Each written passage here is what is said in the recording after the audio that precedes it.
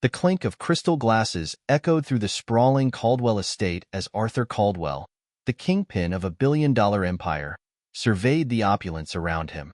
Every inch of the room screamed wealth: marble floors, gilded chandeliers, and an unbroken sea of power players sipping on rare vintages. But Arthur's piercing blue eyes weren't focused on the luxury. They were fixed on his son, Ethan, standing stiffly by the bar. "Ethan," Arthur said, his voice sharp and commanding as he beckoned his son to his side. Ethan Caldwell's jaw tightened. At 28, he was tall, broad-shouldered, and impeccably dressed in a custom suit that Arthur had likely picked for him.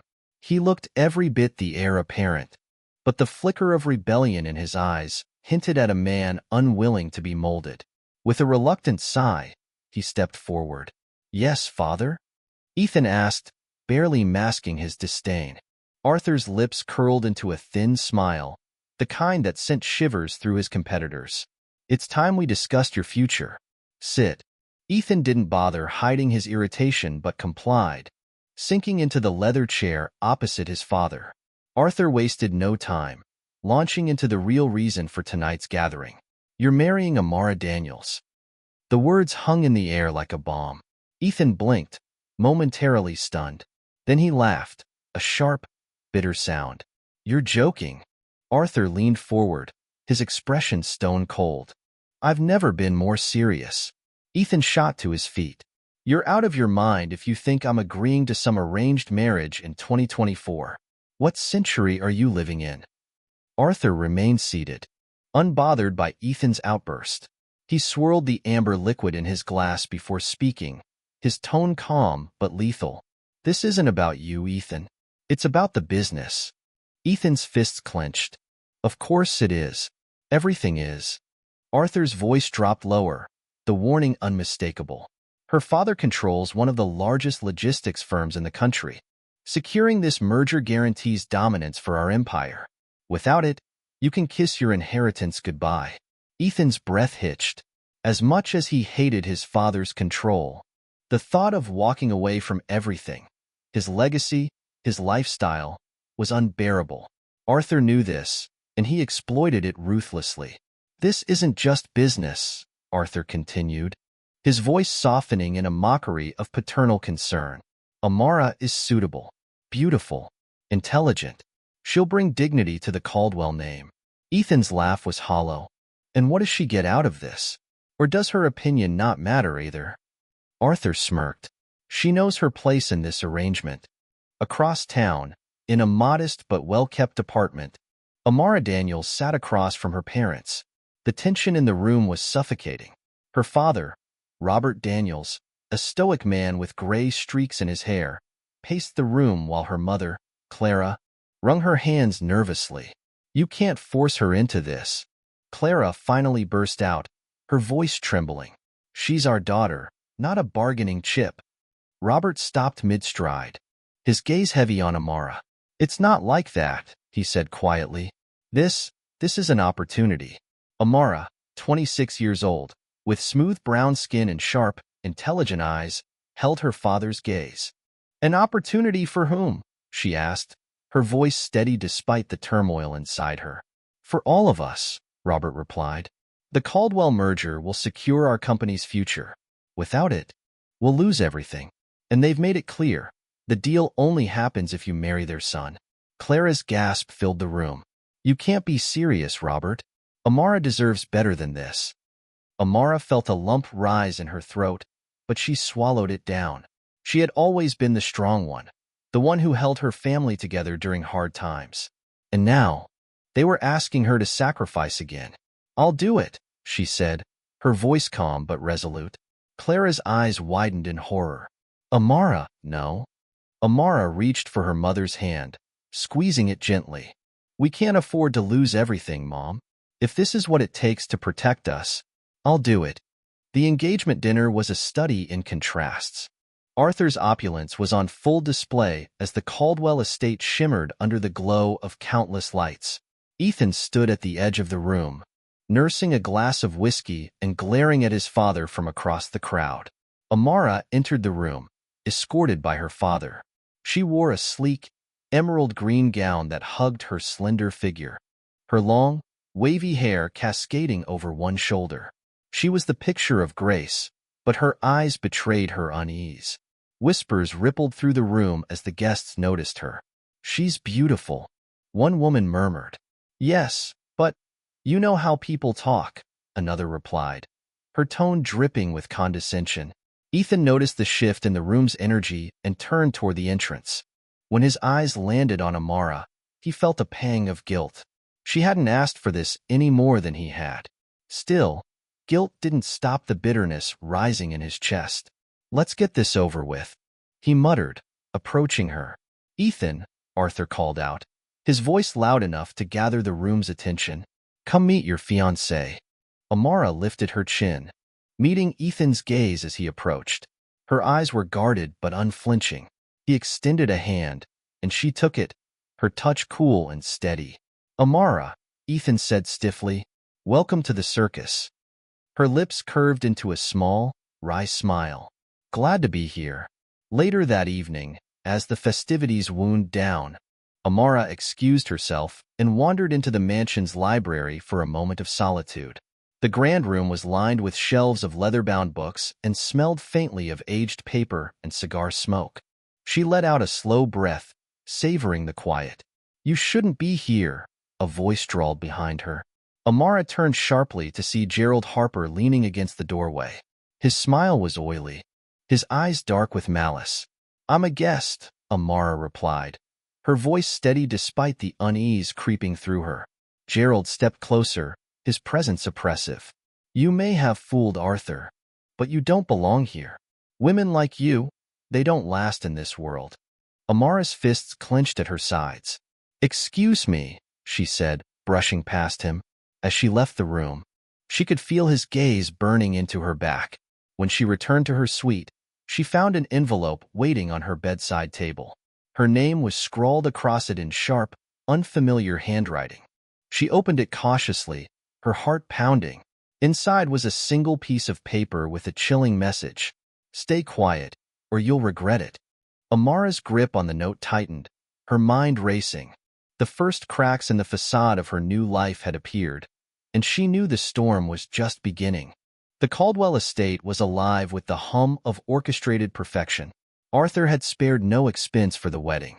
A towering archway of white roses framed the ceremony site, and glittering crystal chandeliers hung from the ceiling of a custom-built marquee. It was a spectacle designed not for the bride and groom, but for the guests, a show of wealth and power.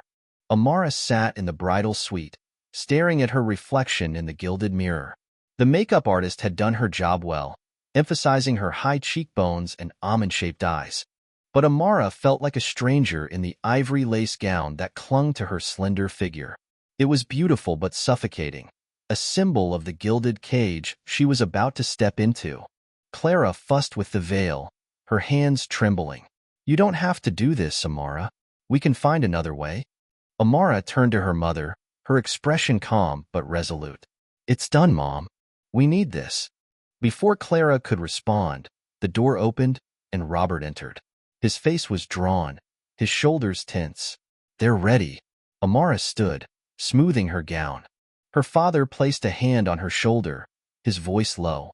"You're stronger than any of them will ever know." She nodded, swallowing the lump in her throat. With her parents flanking her, Amara walked out of the suite and into the storm. The ceremony was a surreal blur. Ethan stood at the altar, his jaw clenched so tightly Amara wondered if it would crack. His dark eyes met hers as she approached, and for a moment, she thought she saw a flicker of something. Pity, perhaps, or understanding. It vanished as quickly as it appeared.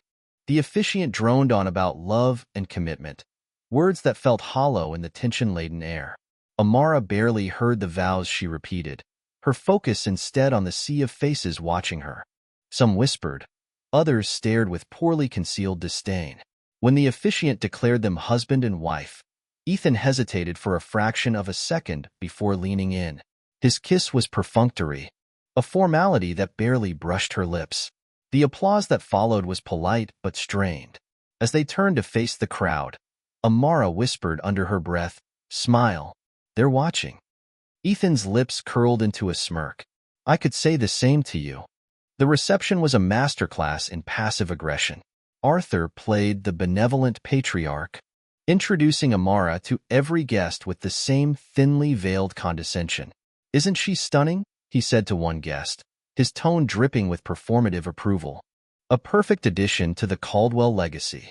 Ethan stayed by her side, his silence a barrier between her and the endless stream of probing questions. Amara found herself smiling through gritted teeth as one guest after another commented on her exotic beauty or asked if she felt overwhelmed by her new life. The tension escalated when Gerald Harper approached. His predatory smile widened as he extended a hand to Ethan. Congratulations, son. Your father must be proud. Ethan accepted the handshake begrudgingly, his grip firm. Gerald. Gerald turned to Amara, his gaze lingering too long. And you must be the lucky bride. Amara met his gaze with icy composure. That's one way to put it.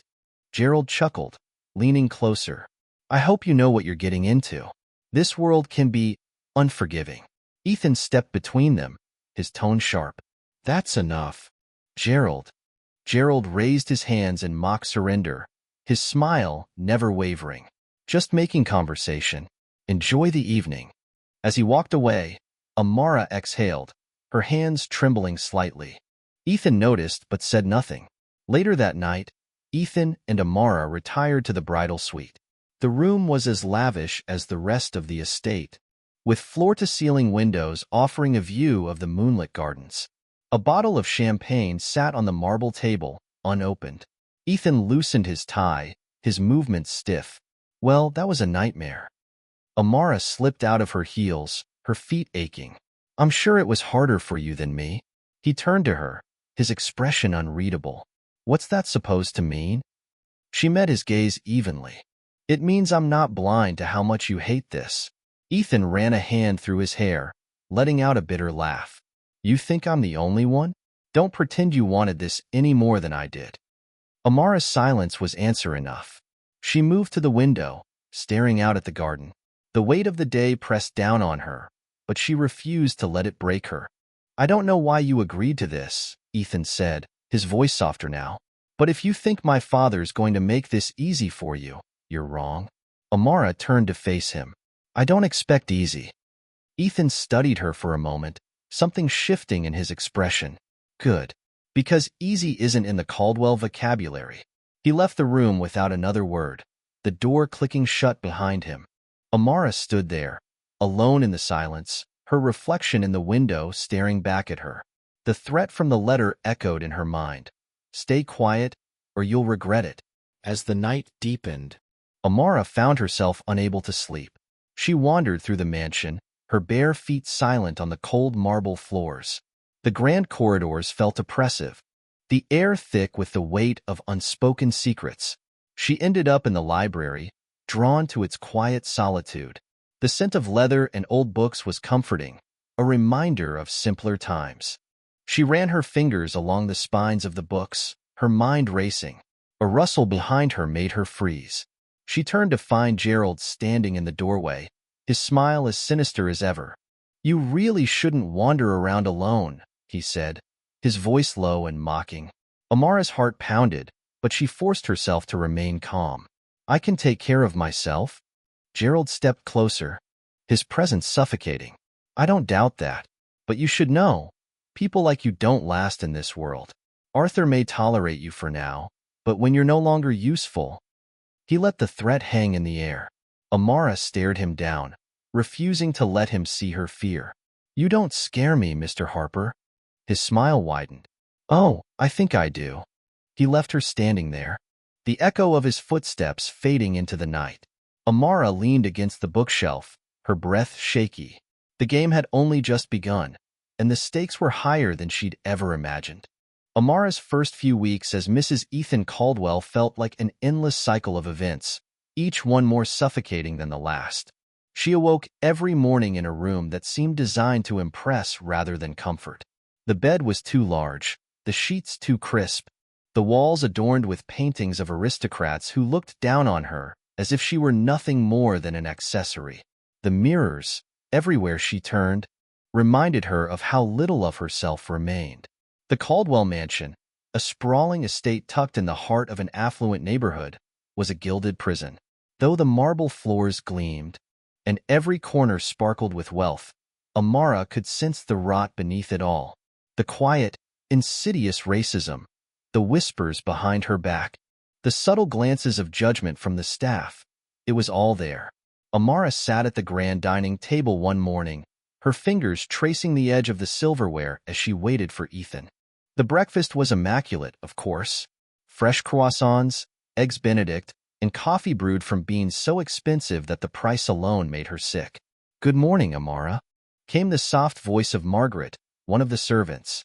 Amara glanced up to see her, the older woman offering a tight smile as she placed a delicate china plate in front of her. "Good morning, Margaret," Amara replied, her voice flat. She wasn't sure if the servant's smile was genuine or just another form of careful politeness, but it didn't matter. The isolation here was palpable. It wasn't until Ethan finally appeared, his usual scowl in place, that the silence was broken. He sat across from her, the distance between them almost symbolic of their strained relationship.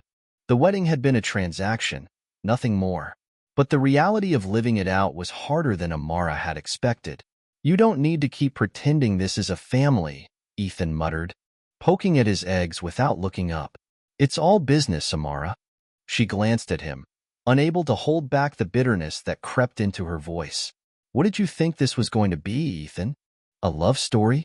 He stiffened, his eyes flashing with annoyance. "I didn't sign up for this either," he said quietly. "My father's the one behind all of this." Amara paused, studying him. There was more to Ethan than he let on, but it wasn't enough. He was still bound by his father's chains. "Then we're both prisoners here," Amara said, the words biting, but also tinged with a bitter truth she had no intention of hiding. Ethan shot her a glare, but there was something in his eyes now, something unspoken that lingered between them. It wasn't sympathy. No, that would be too easy. It was something else, something darker, something she wasn't sure she wanted to understand. The days became a blur of social gatherings, private meetings, and suffocating expectations. Arthur Caldwell continued to hold the reins, demanding Ethan's presence at every event, pushing him toward people who would advance the family legacy. It wasn't until one particularly bleak afternoon that Amara was forced to confront the reality of her new life. She was alone in the vast sitting room when the door opened without warning. "Gerald Harper."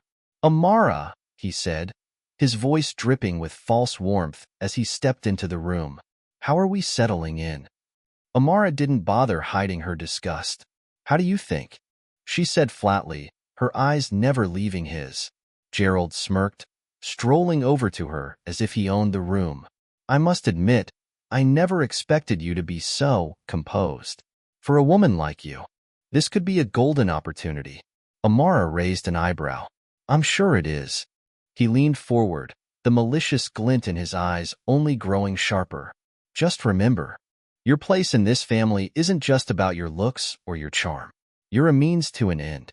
You'll need to learn your role quickly. And don't think Ethan will be any help. He's weak. The only thing keeping him in line is his father's money." The words stung, not because they were new to her, but because they felt like a reflection of everything she feared about her marriage. "I've learned to survive in far worse situations than this," she replied coolly, meeting his gaze with defiance. "I'll be just fine." Gerald laughed, the sound dark and cruel. "We'll see about that." He stepped back, his eyes lingering on her a moment longer before he turned and left the room without another word. Amara was shaken, but only for a moment. She had endured worse. Much worse. Ethan continued his emotional distance from her. She was a tool in his father's game, nothing more. Yet, as the weeks passed, the cracks in his carefully constructed armor began to show. He would glance at her during dinners, his eyes momentarily softening, but he quickly turned his gaze away when she caught him looking. It was as if the weight of their situation was finally sinking in. One evening, after a particularly lavish gala thrown in their honor by Arthur's business partners, Amara found herself standing alone on the balcony, staring out at the city below. She needed a moment of peace, a break from the suffocating expectations. "I didn't think I'd find you here," Ethan said, his voice a little softer than usual as he stepped onto the balcony behind her. Amara didn't turn to face him. "Where else would I go? Your father keeps me locked up in here like a prisoner." Ethan didn't answer right away. When he finally spoke, there was a hint of something unfamiliar in his voice. "This isn't easy for me either. You know." Amara glanced over her shoulder at him, her gaze piercing. "Then why don't you do something about it?" He didn't answer. Instead, he stepped beside her, both of them leaning on the balcony, railing in silence. The noise of the gala seemed distant here, like they were in another world altogether.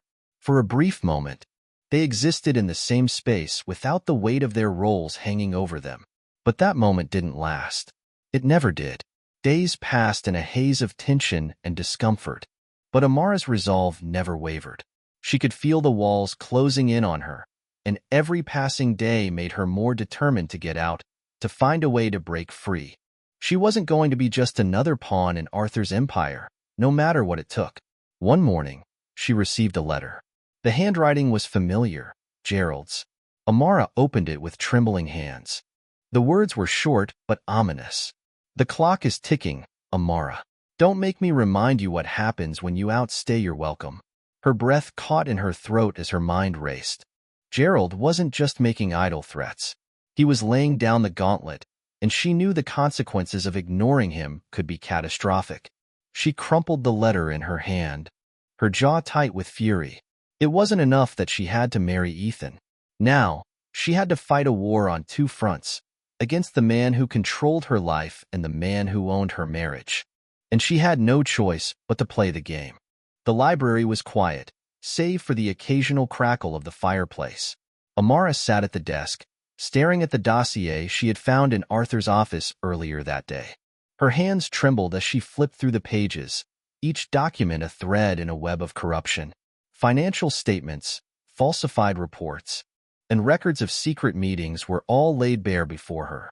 But what chilled her to the core was the final file in the stack, a newspaper clipping from years ago about a young woman who had gone missing under suspicious circumstances. Amara recognized the name instantly. It was someone she had known in her old life, someone who had tried to fight back against Gerald Harper and had disappeared without a trace. Her breath quickened as the memories flooded back. Years earlier, Amara had been a bright, ambitious college student working part-time at a high-end restaurant. It was there that she first encountered Gerald Harper. He was a regular patron, always seated at the most expensive table, always surrounded by an entourage of sycophants. First, she thought nothing of him, just another entitled businessman flaunting his wealth. But one night, Gerald had stayed late, insisting that Amara serve him personally. His comments had started off as harmless flattery, but they quickly turned into something far more sinister. He had cornered her in the back of the restaurant, his hand gripping her wrist tightly as he whispered threats disguised as compliments. "You're too beautiful to waste your time here," he had said, his smile sharp and menacing. "Let me take care of you." Amara had managed to pull away that night, but it wasn't the end. Gerald had pursued her relentlessly, his advances growing more aggressive with each rejection. She had gone to the restaurant's management, but they had dismissed her concerns, unwilling to alienate a wealthy client. It was only when another waitress, a friend of Amara's, came forward with similar complaints that they realized the gravity of the situation. But before they could act, Gerald's power came into play. The waitress vanished without a trace, and Amara was left shaken, knowing that she could be next. Now, years later, that same man was back in her life, and his threats were as potent as ever. The note he had left her after the wedding was a stark reminder of the danger she was in. But this time, she wasn't a powerless waitress. She had resources now, and she intended to use them. She closed the dossier and leaned back in her chair, her mind racing. She needed a plan. Gerald wasn't just a threat to her. He was a threat to anyone who crossed him. And then there was Arthur, the man who had orchestrated this marriage, who had likely known all along about Gerald's crimes and had chosen to protect him for the sake of their business dealings. Amara clenched her fists. She wouldn't let them win. Not this time. The next morning, Amara confronted Ethan. He was in his study, hunched over his laptop, his expression dark and brooding. She shut the door behind her, and he looked up, startled by her sudden presence. "We need to talk," she said, her tone firm. Ethan raised an eyebrow. "About what?" She hesitated, wondering how much she could trust him. But if she wanted to take down Gerald and Arthur, she would need an ally. And Ethan, despite his flaws, was the closest thing she had to one.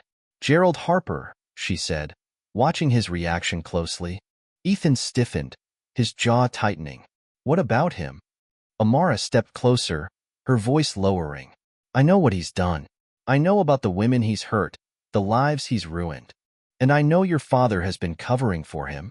Ethan's expression darkened. "You don't know what you're talking about." "I do," she countered. "I've seen the files. I've seen the lengths your father has gone to in order to protect him. And I know you've seen it, too." Ethan looked away, his hands clenching into fists.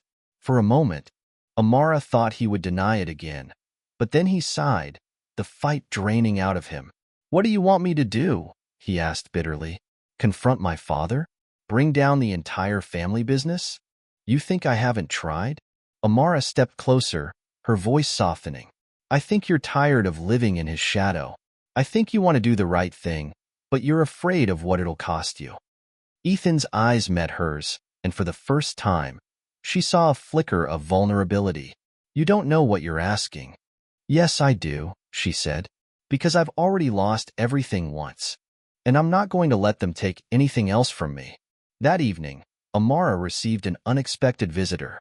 Margaret, the servant she had grown closest to in the house, slipped into her room with a nervous expression. "I shouldn't be doing this," Margaret whispered, holding out a small envelope, "but I thought you should see it." Amara took the envelope, her heart pounding. Inside was a photograph of Gerald and Arthur in a private meeting, along with a handwritten note. "The truth always comes out." "Who gave this to you?" Amara asked, her voice trembling. Margaret shook her head. "I don't know. It was left in the kitchen for me to deliver." Amara stared at the photograph, her mind racing. Someone else in the house knew the truth. Someone was trying to help her. But who? The next day, Amara decided to confront Arthur. She waited until he was alone in his office, sipping his morning coffee and reading the financial reports. She stepped inside without knocking, the photograph clutched tightly in her hand. Arthur looked up, his expression cool. "Amara, what can I do for you?" She slammed the photograph down on the desk, her eyes blazing. "You can start by explaining this." Arthur picked up the photograph, his face betraying no emotion. "Where did you get this?" "That's not the point," she snapped. "The point is that I know what Gerald has done, and I know you've been protecting him." Arthur leaned back in his chair, his gaze steady. "You've been busy, haven't you? Don't play games with me," she said, her voice rising. "You've been covering for a predator. You've put countless lives at risk, all for the sake of your business. Do you even care?" Arthur's expression hardened. "You don't understand the sacrifices it takes to build an empire. Sometimes, compromises have to be made." "Compromises?" Amara repeated, her voice trembling with rage. "Is that what you call protecting a monster like Gerald?" Arthur stood, his towering presence intimidating, but Amara refused to back down. "You're playing a dangerous game, Amara. You're not the first person to challenge me, and you won't be the last. But let me make one thing clear. You won't win." Amara met his gaze, her resolve unwavering. "We'll see about that." As she left his office, her mind was already working on her next move. She had crossed a line, and there was no going back. But if Arthur thought she was going to back down, he was sorely mistaken. The tension in the Caldwell household was palpable. Days after her confrontation with Arthur, Amara found herself under constant surveillance. The staff, once neutral or indifferent, now avoided her entirely. Even Ethan seemed more guarded, though he hadn't confronted her about her escalating defiance against his father. Amara knew she had stirred the pot, but she wasn't finished. She had crossed the threshold of fear and was now fueled by a singular purpose: justice. It was late evening when Amara found Ethan in the greenhouse, one of the few peaceful places in the sprawling estate. The glass structure was filled with lush greenery, a surprising contrast to the cold, lifeless opulence of the mansion. Ethan stood near a row of orchids, staring blankly into space, a glass of bourbon in his hand. "You're hiding," Amara said as she approached. Ethan glanced at her but didn't respond. His silence spoke volumes, so she continued. "You think if you avoid everything long enough, it'll go away. It won't." He turned to her, his expression unreadable. "You're awfully bold for someone who's walked into a lion's den." Amara crossed her arms, her gaze steady. "I don't have the luxury of running away. You do, but you're too scared to take it." Ethan's jaw tightened. "You don't know anything about me." "Don't I?" she shot back. "You're a puppet, Ethan. Your father pulls the strings, and you dance. But you're not just hurting yourself. You're letting him destroy everything and everyone around him." Her words struck a nerve, and he slammed his glass down on the nearest table, the sound echoing through the greenhouse. "You think it's that simple? You think I haven't tried to break free? Then try harder," Amara said, her voice unwavering. "Because if you don't, you're complicit." For a long moment, they stared at each other, the air between them charged. Then, without warning, Ethan stepped closer, his voice dropping to a whisper. "Do you have any idea what he's capable of? What he's done to keep his empire intact?" Amara didn't flinch. "I know enough, and I'm not afraid of him." Ethan's lips twisted into a bitter smile. "Then you're either brave or stupid." "Maybe both," she replied. "But at least I'm not a coward." The words hung in the air, and for the first time, Amara saw something shift in Ethan's eyes. A flicker of respect, maybe even admiration. Without another word, he turned and walked away, leaving her alone in the greenhouse. The next morning, Amara found Margaret waiting for her in the hallway. The older woman looked nervous, glancing over her shoulder as if expecting someone to appear. "Mrs. Caldwell," Margaret whispered, "I need to speak with you, privately." Amara nodded, leading her into the sitting room and closing the door behind them. "What is it?" Margaret wrung her hands, her voice trembling. "I know what you're trying to do, and I want to help." Amara's eyebrows shot up in surprise. "Why?" Margaret hesitated, then took a deep breath. "Because I've seen what this family does to people who cross them. I've worked here for years, and I've kept my head down, but I can't ignore it anymore. Not after what they've done to you." Amara's heart raced. "Do you have proof? Anything I can use?" Margaret nodded, pulling a small flash drive from her pocket. "This has recordings. Conversations between Mr. Caldwell and Mr. Harper. They think no one listens, but the walls have ears." Amara took the flash drive, her fingers trembling. "Why are you risking this?" Margaret's eyes glistened with unshed tears. "Because someone has to stand up to them, and because I see the fire in you. You might be the only one who can stop them." Amara felt a surge of gratitude, but also a pang of guilt. Margaret was putting herself in danger for her. "Thank you," she said softly. "I won't let this go to waste." That evening, Amara found Ethan in the study, nursing another drink. She placed the flash drive on the desk in front of him, and he looked up in surprise. "What's this?" he asked. "Proof," she said simply.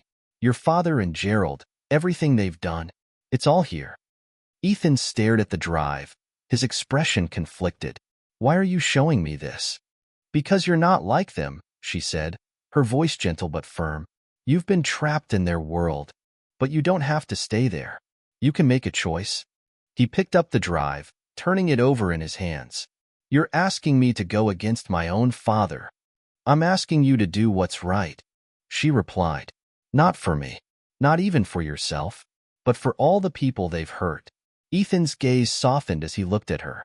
For the first time, she saw vulnerability in his eyes, a crack in the armor he wore so tightly. "You don't give up, do you?" he said with a faint smile. "No," she replied, "and neither should you." For the first time since their marriage, Amara felt a glimmer of hope. Ethan might not be the hero she wanted, but he was beginning to show signs of becoming the ally she needed. That hope was short-lived. The next day, Amara received another letter, this one more direct than the last. It was delivered to her suite, left on the bedside table where only she would find it. You're playing a dangerous game, Mrs. Caldwell. Back off, or you'll regret it. This time, there was no signature, but the implication was clear. Gerald knew she was digging, and he wasn't going to let her expose him without a fight. Amara felt her resolve harden. She had come too far to back down now. If Gerald wanted a war, he would get one. That evening, Amara confronted Ethan again, showing him the letter. His face darkened as he read it, and for the first time, she saw genuine anger in his eyes. He thinks he can intimidate you, Ethan said, his voice low and dangerous. He doesn't know you very well, does he? Amara raised an eyebrow. What are you going to do about it? Ethan's gaze met hers, and something shifted between them. Whatever it takes, he said simply. Amara felt a spark of something she hadn't expected, trust. For the first time, she believed that Ethan might stand by her side, even if it meant going against his father and Gerald. Together, they might just have a chance. The Caldwell estate was eerily quiet. It was the calm before the storm, and Amara could feel it in her bones. She stood by the window in her suite, watching the distant city lights flicker like fireflies in the night.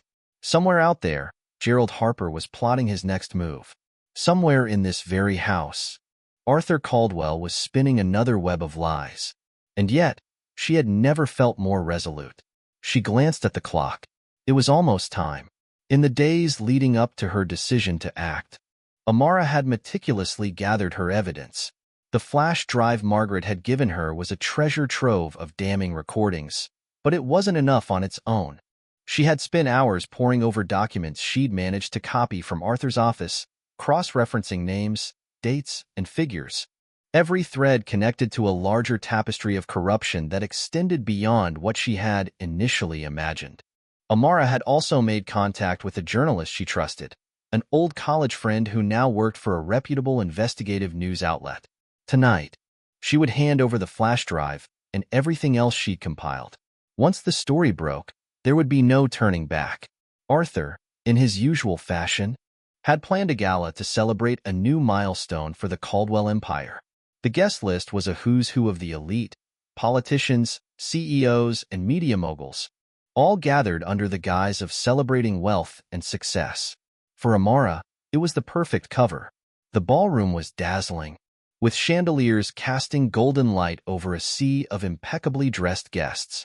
Amara wore a sleek black gown that hugged her figure, her hair swept into an elegant bun.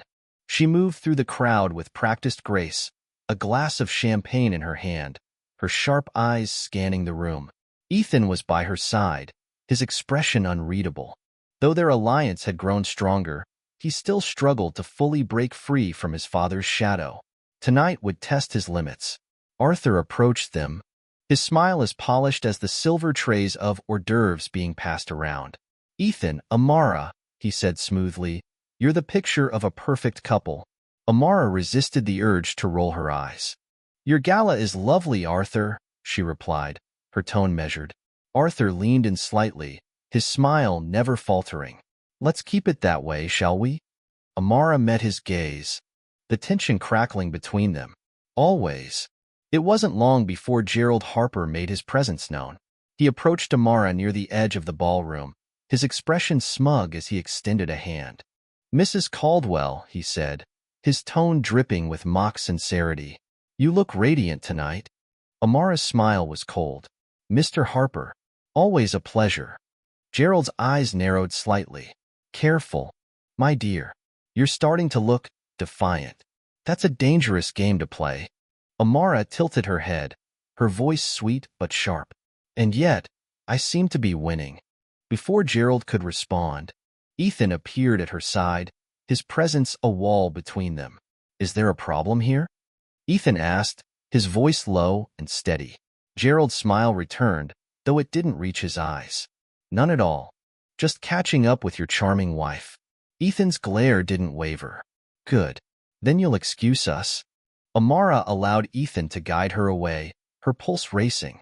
She could feel Gerald's gaze boring into her back, but she refused to look back. As the night wore on, Amara began to execute her plan.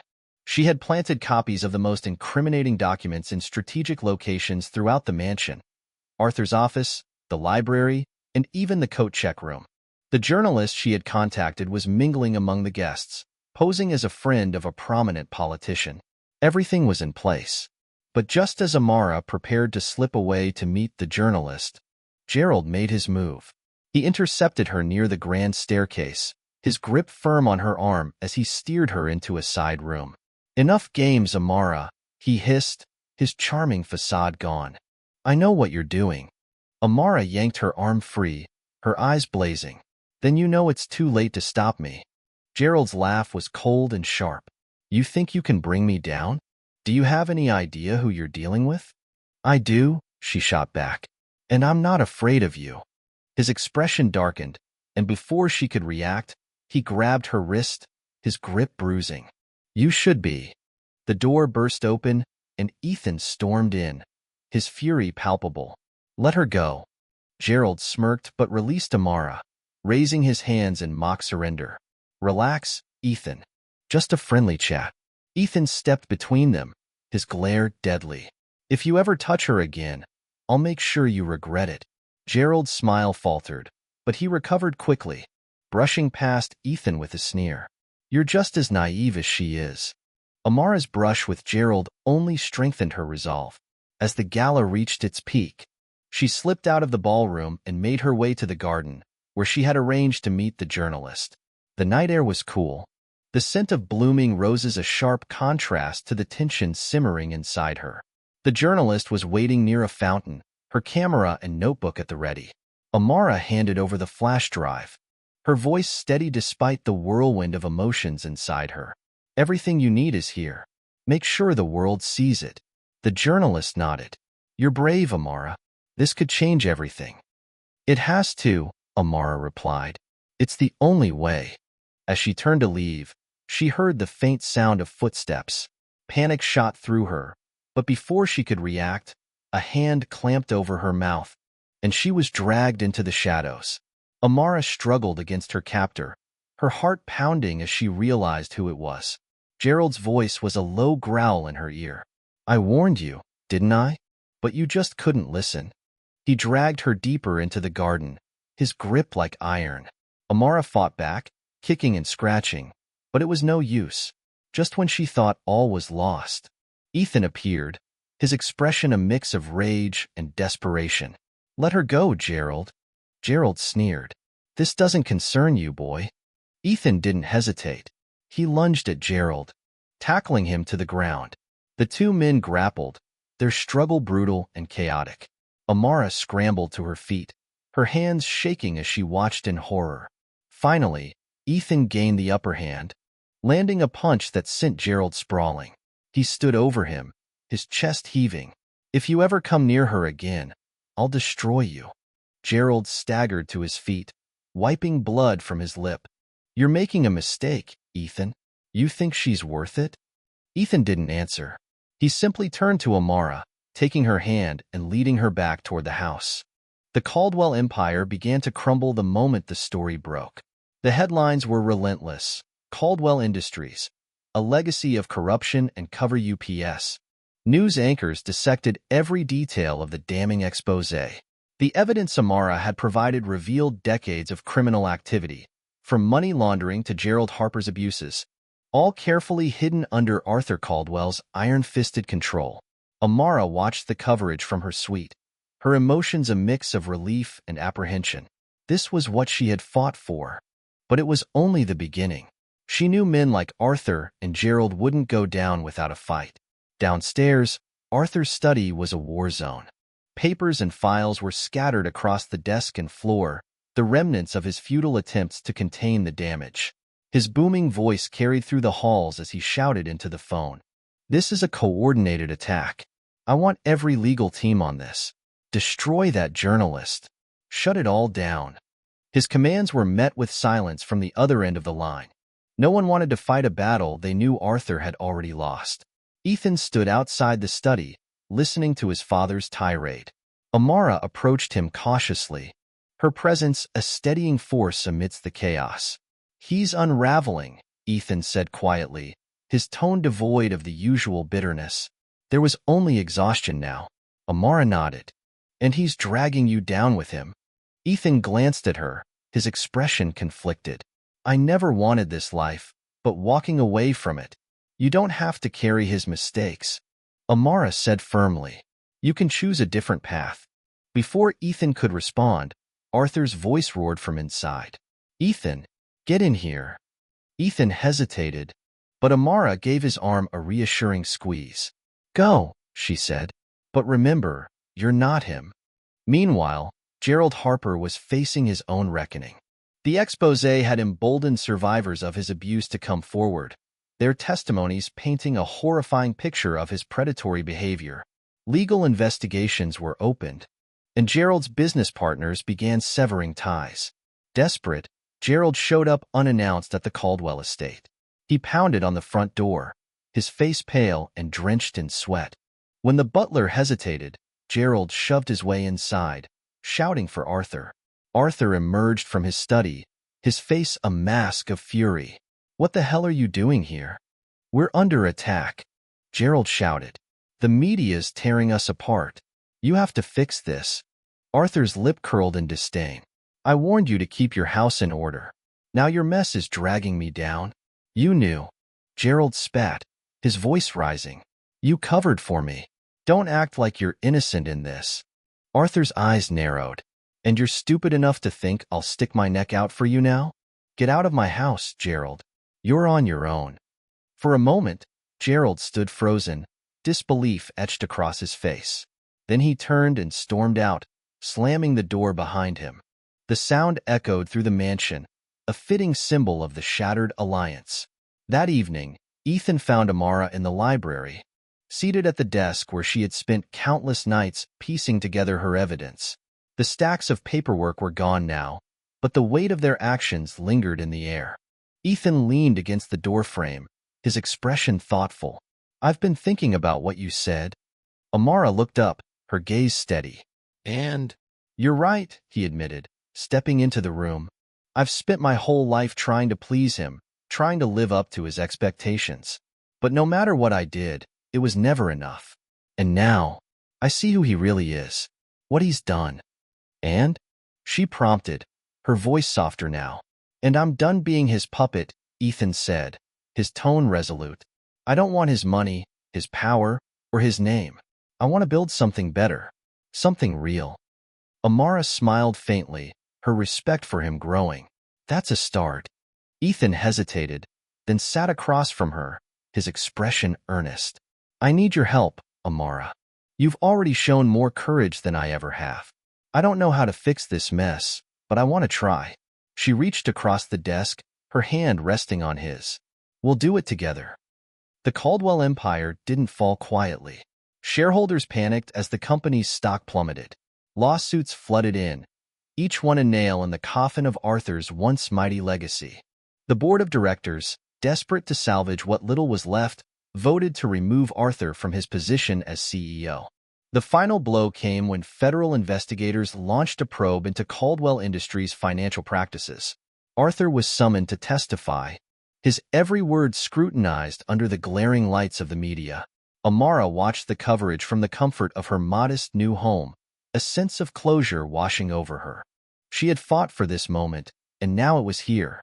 Gerald wasn't willing to go quietly. With his reputation in tatters and his assets frozen, he resorted to desperate measures. He filed a lawsuit against Amara, accusing her of defamation and alleging that she had fabricated the evidence against him. The case was a sham, and everyone knew it. The courts dismissed it within days, further humiliating Gerald. But the move revealed just how far he was willing to go to silence her. Ethan confronted Gerald in a hotel lobby shortly after the dismissal. The once powerful man was a shadow of his former self, his clothes rumpled and his eyes bloodshot. You've lost, Gerald, Ethan said, his voice cold. It's over. Gerald sneered, though it lacked the usual venom. You think you've won? People like me don't lose. We adapt. Ethan leaned in, his voice low and dangerous. Stay away from her. Stay away from us. If I see you again, you won't like the consequences. For the first time, Gerald looked genuinely afraid. He turned and walked away, leaving Ethan standing tall. With Arthur disgraced and Gerald defeated, Amara and Ethan decided to leave the past behind. They sold the Caldwell mansion, donating much of the proceeds to organizations supporting survivors of abuse and corporate corruption. Together, they moved into a modest but comfortable home in the city. For the first time, their lives felt like their own. One evening, as they sat on their small balcony overlooking the city, Ethan turned to Amara. "Do you think we did the right thing?" Amara smiled, her hand resting on his. "We didn't just do the right thing. We did the necessary thing." Ethan nodded, his expression thoughtful. "It's strange. For so long, I thought freedom was about money and power. But now, sitting here with you, I finally feel free." Amara's smile widened. Together, they had torn down the corrupt empire that had tried to consume them. And together, they would build something new, something honest, something unbreakable. The sun rose over the city, casting a golden glow on the modest apartment Ethan and Amara now called home. It was a far cry from the cold, cavernous halls of the Caldwell estate, but it was theirs. For the first time in months, Amara felt the weight of fear and anger begin to lift. She sat at the small kitchen table, a steaming cup of coffee in her hands, scrolling through the morning headlines. The Caldwell family's downfall had become a media sensation, and the coverage had only intensified since Arthur's removal as CEO. There was something surreal about seeing the story she had fought so hard to expose become public knowledge. Ethan entered the kitchen, his hair still damp from the shower. He leaned against the counter, watching her with a small smile. "Anything interesting?" he asked. Amara looked up, her lips curving into a smirk. "Your father made the front page again." Ethan chuckled, though there was a hint of sadness in his eyes. "Let me guess, Arthur Caldwell's empire in freefall?" "Close enough," she replied, setting her phone down. "How are you feeling about all of this?" He hesitated, then shrugged. "Relieved, angry, guilty. It's a mix." "You did the right thing," Amara said gently. "That's what matters." Ethan nodded, his gaze steady. "I just wish I'd done it sooner." While Amara and Ethan were beginning to rebuild their lives, Arthur was living in the ruins of his own. He had retreated to a small, nondescript apartment after being ousted from the company. The once mighty patriarch now lived in relative obscurity, his days spent dodging reporters and ignoring calls from creditors. Amara had no intention of visiting him, but when a letter arrived in the mail, addressed to her in Arthur's handwriting, she couldn't ignore it. The envelope was plain, the message inside brief. "If you still have any decency, come see me. There's something you need to know." Against her better judgment, Amara agreed to meet him. She told Ethan, who insisted on accompanying her. But she refused. "This is something I need to do alone," she said. Arthur's apartment was sparse, a far cry from the opulence he once enjoyed. When Amara entered, she found him sitting in a worn armchair, a glass of whiskey in his hand. He looked older, the lines on his face deeper, his once intimidating presence diminished. "You came," he said, his voice raspier than she remembered. "Why am I here, Arthur?" Amara asked, crossing her arms. He gestured to the chair opposite him, but she remained standing. With a sigh, he leaned back and began to speak. "I made mistakes," he said, his tone weary. "I let greed blind me. I thought I could control everything. Gerald, the company, my family, but I was wrong." Amara raised an eyebrow. "Is that supposed to make me feel sorry for you?" "No," Arthur replied, meeting her gaze. "It's supposed to make you understand. What I did to your family. It wasn't personal. It was business." Her stomach tightened. "What are you talking about?" Arthur's lips pressed into a thin line. "Your parents' financial troubles. The reason your father agreed to this marriage. It wasn't an accident. I orchestrated it." Amara felt the air leave her lungs. "You ruined my family to manipulate me?" Arthur didn't deny it. "I needed leverage. You were the key to securing the deal. And I knew your father would do whatever it took to protect his legacy." Rage bubbled inside her, but she forced herself to stay calm. "Why are you telling me this now?" Arthur's gaze dropped to his whiskey glass. "Because I'm done fighting. I've lost everything. My company, my son, my reputation. The least I can do is give you the truth." Amara stared at him, her hands trembling. For so long, she had dreamed of this moment, of confronting the man who had caused her so much pain. But now that it was here, it felt hollow. "You're right," she said finally. "You have lost everything, and you deserve it." Without another word, she turned and walked out, leaving Arthur to drown in his regrets. While Arthur faced his self-imposed isolation, Gerald Harper's fate was far more public. The mounting lawsuits and criminal investigations left him with no choice but to flee the country. Reports surfaced of him living in a remote villa somewhere in South America, a far cry from the lavish life he once enjoyed.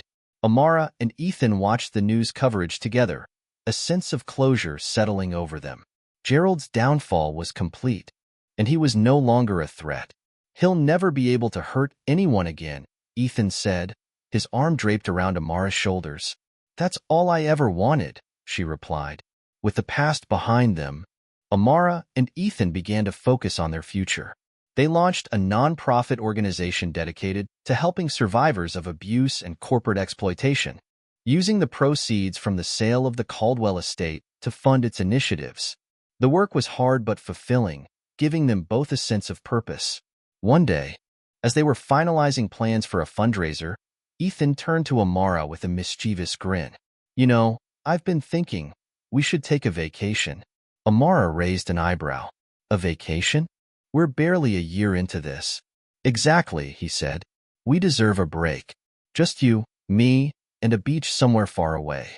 She laughed, the sound light and carefree. "I'll think about it." Years later, the nonprofit had grown into a thriving organization, its impact felt across the country. Amara and Ethan became known not for their connection to the Caldwell name, but for their commitment to justice and equality. One evening, as they sat together on their balcony, Amara reflected on how far they had come. The city lights stretched out before them, a reminder of the world they had fought to change. "Do you ever think about the past?" Ethan asked, his voice soft. "Sometimes," Amara admitted, "but only to remind myself of how much we've overcome." He nodded, his gaze thoughtful. "I'm proud of you, you know, for everything." She smiled, leaning her head against his shoulder. "I'm proud of us." And as they sat there, wrapped in the quiet peace of their new life, Amara knew they had not just survived, they had triumphed.